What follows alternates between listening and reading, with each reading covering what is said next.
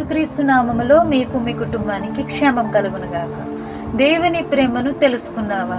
మీరు మీ తండ్రిని అడగక మునిపే మీకు అక్కరగనున్నవేవో ఆయనకు తెలియను. మత్తయి సువార్త 6:8. ఈ లోకంలో మనం నివసిస్తున్నప్పుడు సహజముగా ప్రతి ఒక్కరం కూడా ఏదో ఒక కోరికలను, ఆశలను కలిగి ఉంటాం. ఇలా జరిగితే బాగుండు, అలా జరిగితే బాగుండు అంటూ కోరికలు కలిగి ఉంటాం, ఆలోచిస్తూ ఉంటాం. తన కొడుకుకు పెళ్లి చేయాలనుకున్నప్పుడు ఆ తల్లిదండ్రులు, నా కోడలు మమ్మల్ని బాగా చూసుకోవాలి, మా ఇల్లు పొదరిల్లు వలె ఉండాలని కోరిక. పెళ్లి కాబోతున్న పెళ్లి కొడుకు, పెళ్లి కూతురికి తన భార్య, భర్త తనని అర్థం చేసుకోవాలి, ప్రేమించాలనే కోరిక. బిడ్డలకి తమ తల్లిదండ్రులు బాగా చూసుకోవాలనే కోరిక.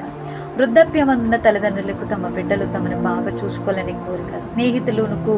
నా స్నేహితులు నన్ను అర్థం చేసుకుని నా పక్షంగా ఉండాలనే కోరిక. ఉద్యోగం ఇచ్చే యజమానికి తన ఉద్యోగస్తులు నమ్మకంగా పనిచేయాలనే కోరిక.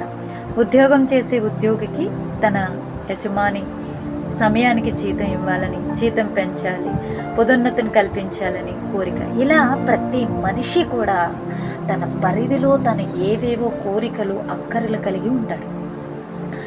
అతని మనసెరిగి తన చుట్టూ ఉండే అందరూ చేయాలి, నడుచుకోవాలని కోరుకుంటూ ఉంటారు.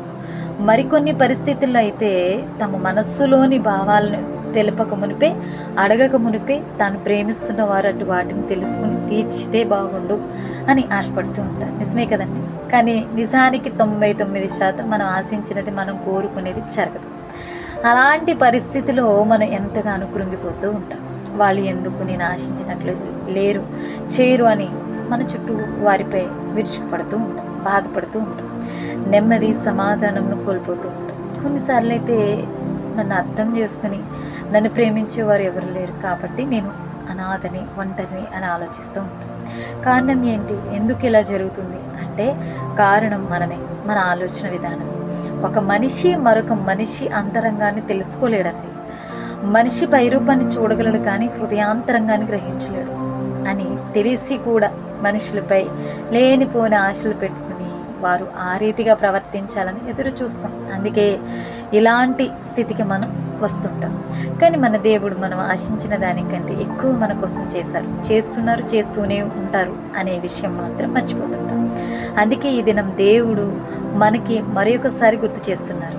నేను కూర్చుంటుట, నేను లేచుట నీకు తెలియను, నాకు తలంపులు పుట్టక మునిపే నీవు నా మనస్సును గ్రహించుచున్నావు, నా పడకను నా నడకను నీవు పరిశీలన చేసి ఉన్నావు, నా చర్యలన్నిటినీ నీవు బాగుగా తెలుసుకుని ఉన్నావు. యెహోవా మాట నా నాలుకకు రాక మునిపే అది నీకు పూర్తిగా తెలిసి ఉన్నది. వెనుకకు ముందును నీవు నన్ను ఆవరించి ఉన్నావు, నీ చెయ్యి నా మీద ఉంచి ఉన్నావు. కీర్తనలు 139:5. నీకేం కావాలి?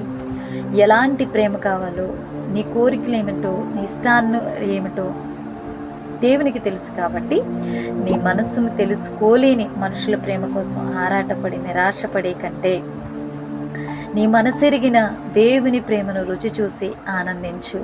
ఆయనకి తెలియాలని ఆశపడు. ఆ ఆశ నిరాశ ఎప్పటికీ కానేరదు.